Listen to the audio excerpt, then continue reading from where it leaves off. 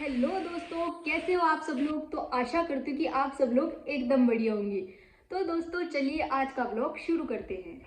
तो आसपास का एरिया देखकर तो आप लोगों को समझ में आ ही गया होगा कि अभी मैं अपने गांव आ चुकी हूँ। तो मुझे ऐसे अचानक अपने गांव क्यों आना पड़ा, तो मुझे अपने गांव अचानक ऐसे क्यों आना पड़ा ये मैं आपको बाद में बताऊंगी। चलिए पहले हमारे घर का रिव्यू बता देती हूँ, क्योंकि मेरे जाने के बाद थोड़ा बहुत ही काम हुआ है। क्योंकि इस घर में जब तक मैं थी मैं ही सब काम करती थी, और मतलब ये हमारे जो काम चल रहा है, थोड़ा बहुत हुनर था मुझ में जो मैंने दिखाया, लेकिन मेरे जाने के बाद वो हुनर एकदम मतलब मेरे अंदर ही रह गया, और वो मेरे साथ मेरे ससुराल चला गया। और यहाँ पर मतलब वो हुनर कोई दिखाने वाला और था नहीं। पिताश्री शाम सुबह काम करते, लेकिन उतना मतलब हो नहीं पाता, क्योंकि वो शाम को करते और दिन में मैं कर लेती थी तो काम हो जाता था। लेकिन अभी आपको पापा का कमरा बताती हूँ, क्योंकि पापा के कमरे में भी लगभग काम चल रहा है। तो चलिए दोस्तों,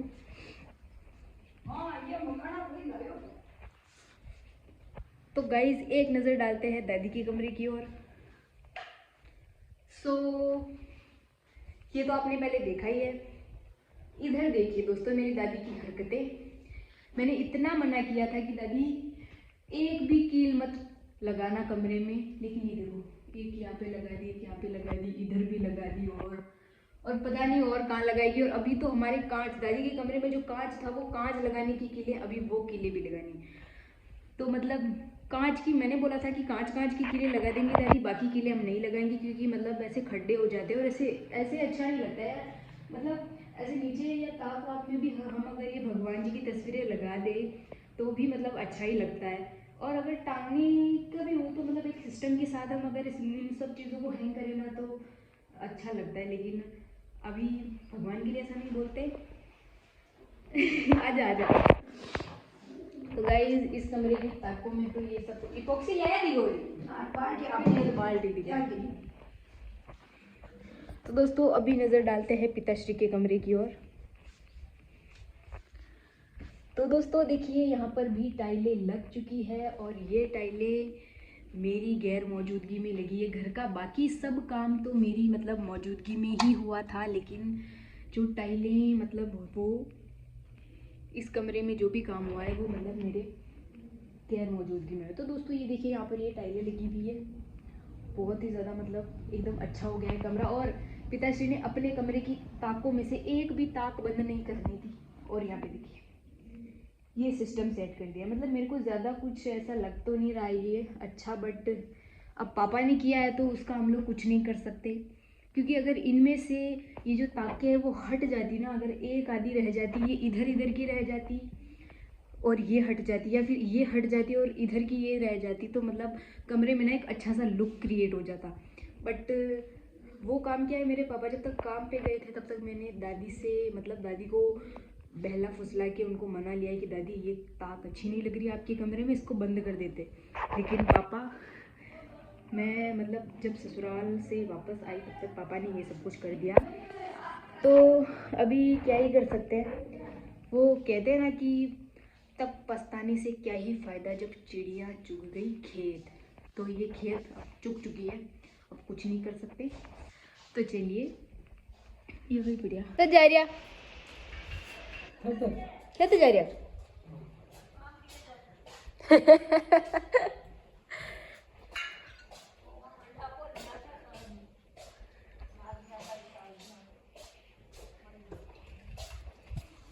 चला रहने क्यों। तो गाइज अभी मैं और मेरी दादी जाने वाले हैं बड़ला देव नारायण के धोख लगाने। पिछले व्लॉग में आप लोगों ने शायद देखा होगा कि मैंने बताया था कि हम सब लोग कहाँ जा रहे हैं, और हम लोग बुआ के साथ उस मंदिर में गए थे। तो आज भगवान का मतलब कल जागरण था और आज भगवान श्री देव नारायण का जन्म हुआ था। तो मतलब उसी अवसर पर दादी कह रही कि हमें वहाँ पर जाके धोख देकर आना चाहिए। तो मुझे भी अपने साथ ले जाने वाली है, इसीलिए पर्सनली मुझे फ़ोन लगा के यहाँ पर बुलाया गया। तो अभी मेरे देवर जी मुझे यहाँ छोड़ने आए थे, क्योंकि पतिदेव के जो ननिहाल था ना, वहाँ पे उनके ननिहाल में कुछ मतलब खाना वाना था, तो वो वहाँ गए और मुझे उनके साथ भेजा गया। तो अभी मैं और दादी जाने वाले हैं वहाँ पर अपनी स्कूटी पे।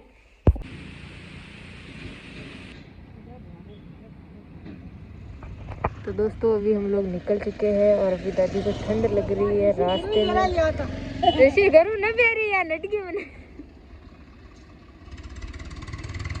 तो इसलिए यहाँ पर जर्सी पहन रही है। तो अभी हम लोगों को बहुत दूर जाना है।